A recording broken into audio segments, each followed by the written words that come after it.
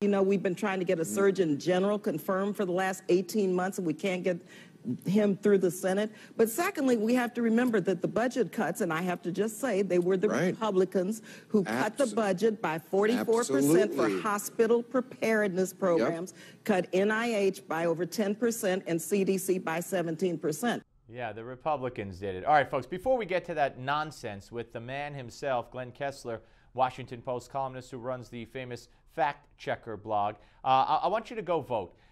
We still have a time to vote in and weigh in on this. Should the U.S. have a travel ban on West African nations? I want you to go to newsmax.com/polls to cast your vote now, newsmax.com/polls. Now, Glenn, welcome aboard.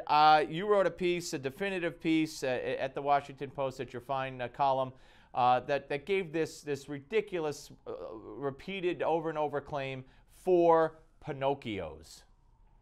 Yes, I did do that. All right, so let's start with some of the things that you talk about here. First of all, George Bush, under Bush, he did a lot of good for those budgets, the NIH and the CDC, correct? Well, yes, actually, he really boosted the budget of the NIH, for instance.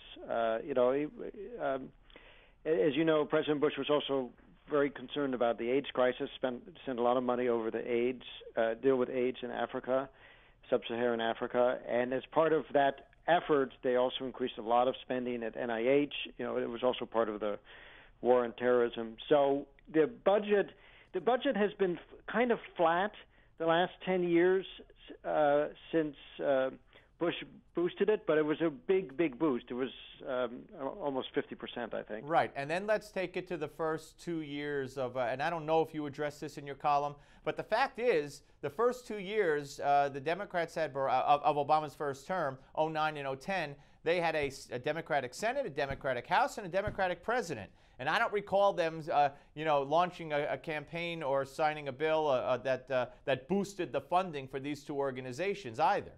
Well, to be fair, the stimulus bill did have some extra funding for NIH. I mean, it was a one-time boost. I mean, it was like for all over across the federal government. All right. Okay. But yes, but since then, you know, excluding that, which was a considered one-time emergency spending, you know, one of the things that I found was that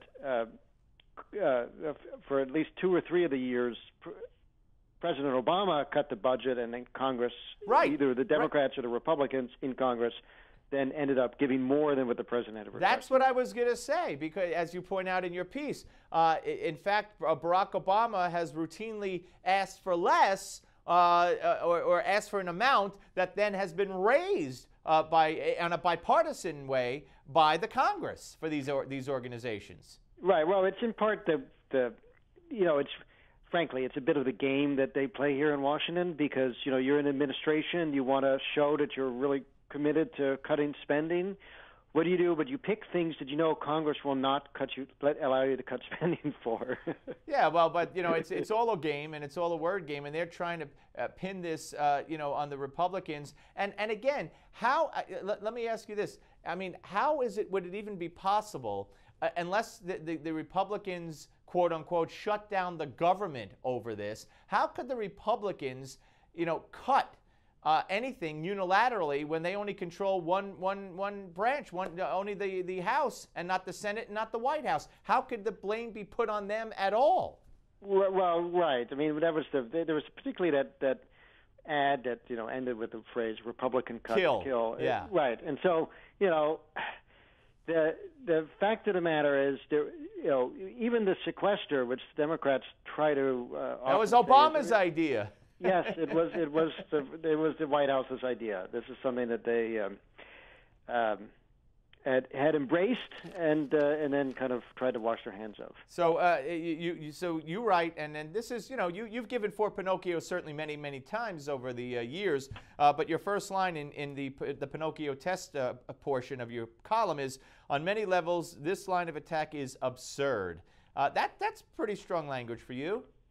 Yes, I didn't hold back, because it is. I mean, it's, you know, I mean, as you noted, it's the Republicans have one branch of the government. It takes 2 to tango, or 3. You know, House, Senate, and the White House, and you know, it's.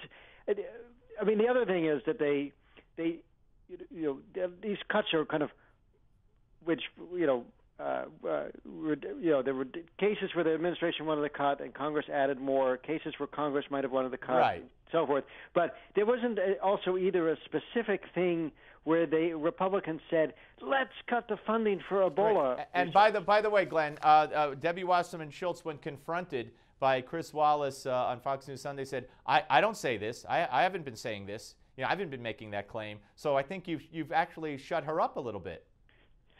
Well, if I manage to get politicians to shut their mouths, then I guess it's been a good day. All right, Glenn. Hey, always great to talk to you, my friend. Thank you so much. You're welcome. Anytime. Glenn Kessler, ladies and gentlemen, Washington Post, and read his fact check column or blog, however you want to label it. And folks, we will be back with Newsmax Deputy Health Editor Nick Tate after the break. But before we go, let's take a look at the hotly contested Colorado Senate race with our countdown to the midterm update.